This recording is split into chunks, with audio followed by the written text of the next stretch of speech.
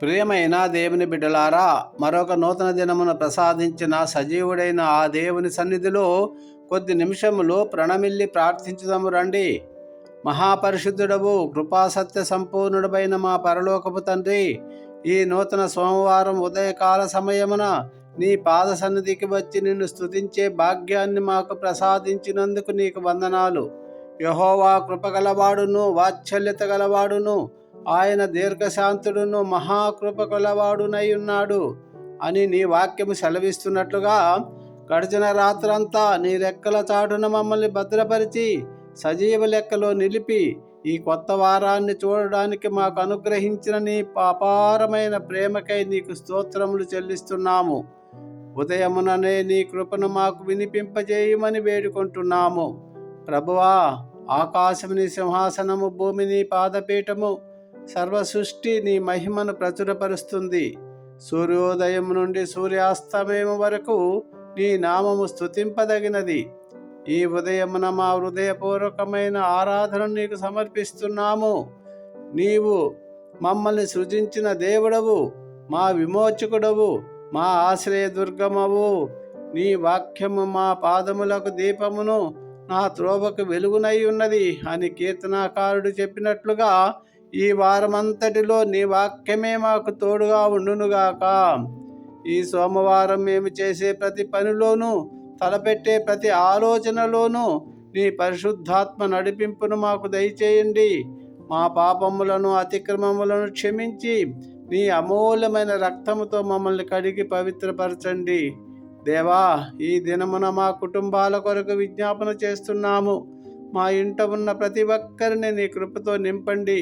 మా బిడ్డల కుటుంబాలలో, మా కుటుంబాలలో నీ శాంతి నెలకొల్పండి. వారి పిల్లలను నీ జ్ఞానంతో నింపి వారు చేయి ప్రతి పనిలోనూ తోడుగా ఉండండి. మా చిన్న బిడ్డల చదువులలో జ్ఞానమును ప్రసాదించండి. ఇంటి యజమానులకు వారు చేసే పనులలో, ఉద్యోగాలలో తోడుగా ఉండండి. నీవు వెళ్ళుచున్నప్పుడును, నీవు వచ్చినప్పుడును యెహోవా నిన్ను కాపాడును అన్న వాగ్దానము మా జీవితాలలో నెరవేర్చండి ప్రభువా. యవనస్తులందరినీ నీ వాక్యముతో సరిచేసి అచంచలం నుండి దూరము, యవనేచ్ఛల నుండి దూరపరచండి. వివాహము కొరకు సిద్ధపడుతున్న ప్రతి బిడ్డకు మంచి సాటి అయిన సహకారిని నీ చిత్తములో అనుగ్రహించి ఘనంగా వివాహము జరిగించండి. వారి తల్లిదండ్రులలో ఆనందము నింపండి.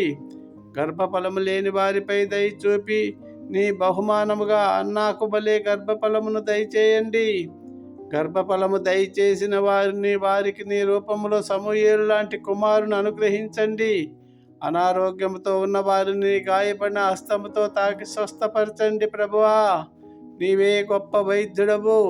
నీవు గాయపరిచినను కట్టుబాడువు. ప్రతి బలహీనత నుండి మాకు విడుదల కలుగజేయండి. ఆర్థిక ఇబ్బందులతో సతమతమవుతున్న వారికి మార్గములను సరళము చేయండి. ఆకాశపు వాకిళ్లను విప్పి పట్టజాలనంత విస్తారమైన దీవెనలను మాపై కుమ్మరించండి ప్రభువా. దేశానికి వెన్నెముకలైన రైతన్నలకు ఇస్సాకు వలె నూరంతల ఫలితమును దయచేయండి. వారిని దీవించి వారి అప్పుల బాధల నుండి విముక్తి కలిగించండి. విదేశాలలో ఉద్యోగాలు చేస్తున్న వారికి మంచి ఉద్యోగాలు దయచేయండి ప్రభువా. వారికి రావలసిన గ్రీన్ కార్డు, పిఆర్లను సకాలంలో వచ్చుటకు అధికారులకు మంచి మనసును దయచేయండి ప్రభువా. ఈ సోమవారమున మా దేశము కొరకు, అధికారుల కొరకు ప్రార్థిస్తున్నాం. దేశములో సమాధానమును, శాంతి నెలకొల్పండి. నాయకులకు దైవభీతిని, వివేకమును ప్రసాదించండి. అనాథలను, వితంతువులను, ఆదరణ లేని వారిని నీవు ఆదుకోండి. దేశముపై ఉన్న ప్రతి తెగులును, విపత్తును నీ నామములో తొలగించండి. అలాగే నీ సేవకుల కొరకు, సంఘము కొరకు ప్రార్థిస్తున్నాము ప్రభువా.